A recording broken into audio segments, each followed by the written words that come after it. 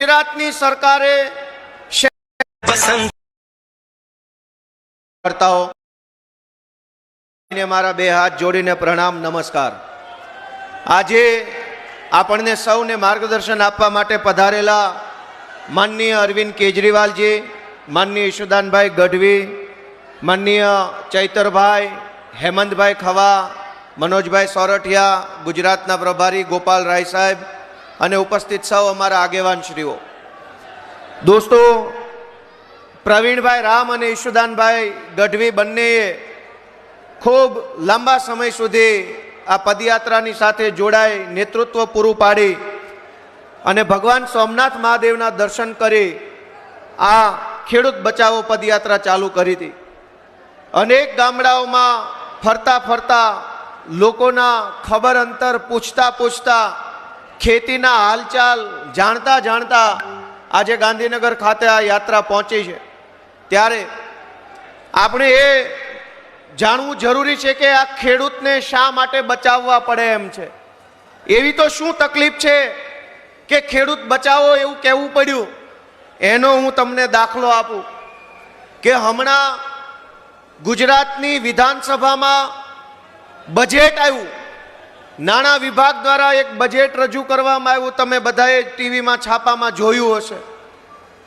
એ budget જ્યારે એની printed copy અમારા હાથમાં આવી ત્યારે અમે જોયું કે ગુજરાતની સરકારે શહેરોનો વિકાસ કરવા માટે ગુજરાતના અમદાવાદ, રાજકોટ, વડોદરા, સુરત, જામનગર આવા મોટા શહેરોનો વિકાસ કરવા માટે 33,000 કરોડ રૂપિયાની ફાળવણી કરી અને બાકીના આખા ગુજરાતનો વિકાસ કરવા માટે 14,000 કરોડ રૂપિયાની ફાળવણી કરી। તમે વિચારો કે ગુજરાતના મહત્વના 5 શહેરોને મોટા બનાવવા માટે 33,000 કરોડ અને બાકીનું આખું ગુજરાત, તમામ ગામડાઓ, એના માટે માત્ર 14,000 કરોડ રૂપિયા ફાળવા। 50% કરતાં પણ ઓછી રકમ ગામડાના વિકાસ માટે ફાળવે। તમે વિચારો, આપણે બધાય વિચારીએ કે ગામડું એટલે ખેતી, ગામડું એટલે પશુપાલન, ગામડું એટલે સ્વરોજગારી, ગામડું એટલે શહેરોથી લઈને મહાનગરો સુધીનું પેટ ભરનારું યુનિટ। પણ ગામડું આગળ ન આવે, ગામ બેઠું ન થાય, ખેડૂતો આગળ ન આવે, ખેડૂતો સક્ષમ ન બને, એના માટે થઈ સરકારે બજેટમાં જ ઓછી જોગવાઈ કરી છે। તમે બધાય પોતાના મનને પૂછો કે ગુજરાતમાં ગામડાની સંખ્યા વધારે છે કે શહેરોની? બધા જવાબ આપો, જે ગામડાની સંખ્યા વધુ કે શહેરોની? તો પૈસા વધુ ક્યાં ફાળવવા જોઈએ, ગામડામાં કે શહેરોમાં? ભાજપની સરકારે શહેરોમાં પૈસા વધુ ફાળવા। શું કામ?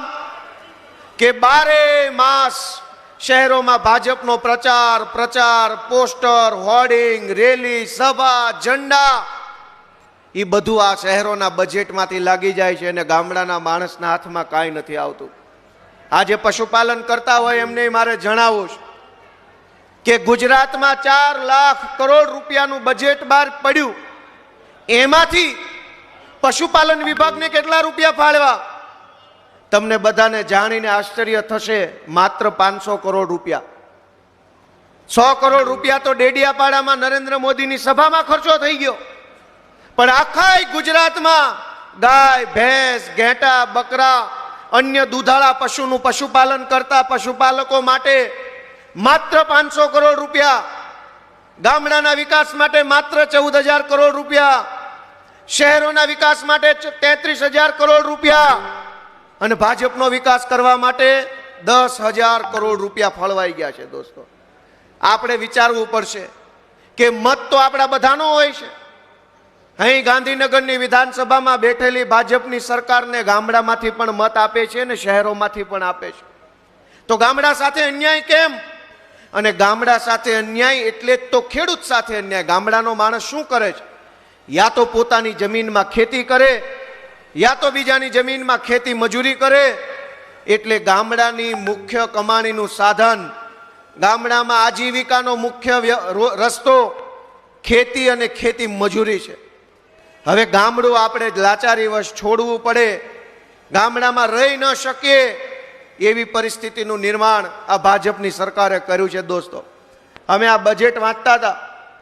હું તો પહેલી વાર ધારાસભ્ય બન્યો છું અને બજેટ પહેલી વાર જોયું. ચૈતરભાઈ ને હેમંતભાઈ ને તો 2022માં ચૂંટાઈ ગયા હતા એટલે એણે 2-4 બજેટ વધુ જોયા છે. પણ પહેલી વાર મેં બજેટ જોયું કે ભાઈ મીઠું આપવા માટે 57 કરોડ રૂપિયાની જોગવાઈ, 1 કિલો મીઠું આપવા. ગાંડા બાવળ કાપવા માટે 97 કરોડની જોગવાઈ, તેલ આપવા માટે 100 કરોડની જોગવાઈ. આ સરકાર છે કે કરિયાણાની દુકાન? 30 વર્ષ થઈ ગયા ગુજરાતમાં, 30 વર્ષ થઈ ગયા. સરકારે જો મફતનું મીઠું હજુ જનતાને આપવું પડતું હોય તો ભૂખમરો કઈ હદે આવી ગયો હશે. નહીતર દેશમાં સૌથી સસ્તામાં સસ્તી 2 વસ્તુ, એક માચીસ અને એક મીઠું, એ ક્યારેય મોંઘું લાગતું જ નથી. હવે જો સસ્તામાં સસ્તું મીઠું સરકારે આપવું પડતું હોય તો લોકો કઈ હદે કંગાળ બની ગયા છે એ તો વિચાર ભાજપવાળાએ કરવો પડે. એના બદલે ગર્વ સાથે વિધાનસભામાં બોલે છે ભાજપના માણસો કે અમારી સરકાર 75 લાખ કુટુંબોને મીઠું આપે છે. અરે તમારા ઘરે 3 ખટારા મીઠું મોકલી દઉં, જાવ હવે અહીંથી રજા લો, નીકળો ઓછા પગે. હાલી હું નીકળ્યા છો. 30 વર્ષથી સરકાર ચલાવો છો હજુ મીઠું આપવાનો ગર્વ લ્યો છે.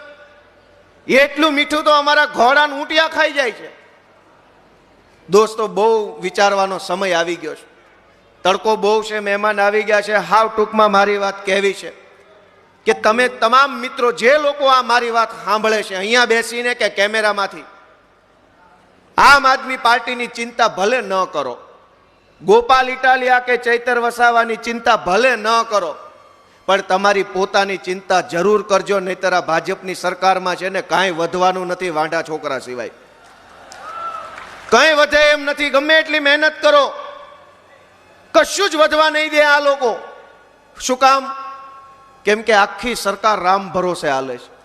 તમે જુઓ, દર 6 મહિને મુખ્યમંત્રી સાહેબ એવો પરિપત્ર બહાર પાડે છે, સરકારી અધિકારીઓને સૂચના આપતો પરિપત્ર બહાર પાડે કે એ બધા સરકારી સાહેબો, એ મારા કલેક્ટર કાકા, એ ડેપ્યુટી કલેક્ટર મોટા બાપુ, અમારા ધારાસભ્યોનું જરાક માન સન્માન જાળવજો. હાવ આવી રીતે પટાવાળા જેવું ન કરતા એની હારે.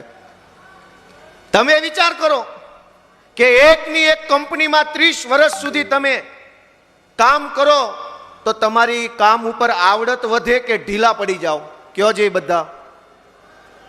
આવડત વધે. માણસ મજબૂત બનવો જોઈએ. એકના એક પીએસઆઈ, એકના એક પોલીસ સ્ટેશનમાં 30 વર્ષ નોકરી કરે ને તો એ નાના ધારાસભ્ય કરતા વધુ પાવરફુલ બની જાય. વાત સાચી કે ખોટી? એકનો એક માણસ એકની એક જગ્યાએ વર્ષો સુધી રહે, ટકે તો મજબૂત બને. સરકાર 30 વર્ષ સુધી એકની એક પાર્ટીની આવી, એ મજબૂત બનવી જોઈએ કે ઢીલી પડવી જોઈએ? એના બદલે આ સરકાર ઢીલી પડી ગઈ. કલેક્ટરો, મામલતદારો, અધિકારીઓ સામે આમનું કાંઈ ઉપજતું નથી. દર 6 મહિને મુખ્યમંત્રીએ વિનંતીઓ કરવી પડે મોટા સાહેબોને કે એ કાકા અમારું માનમાં રાખો ને થોડું.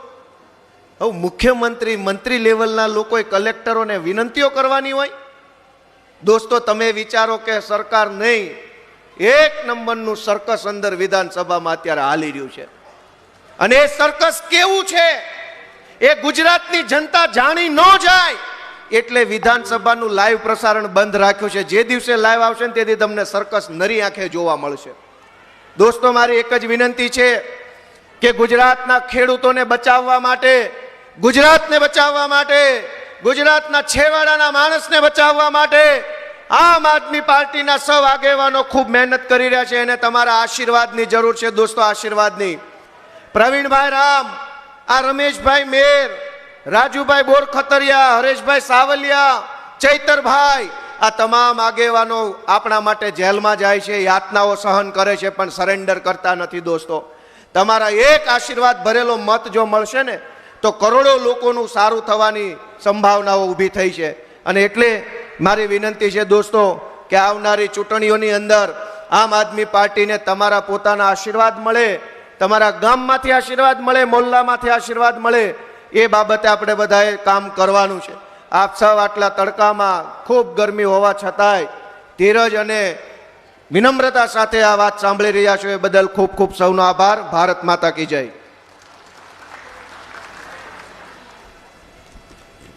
ખૂબ ખૂબ આભાર ગોપાલભાઈ.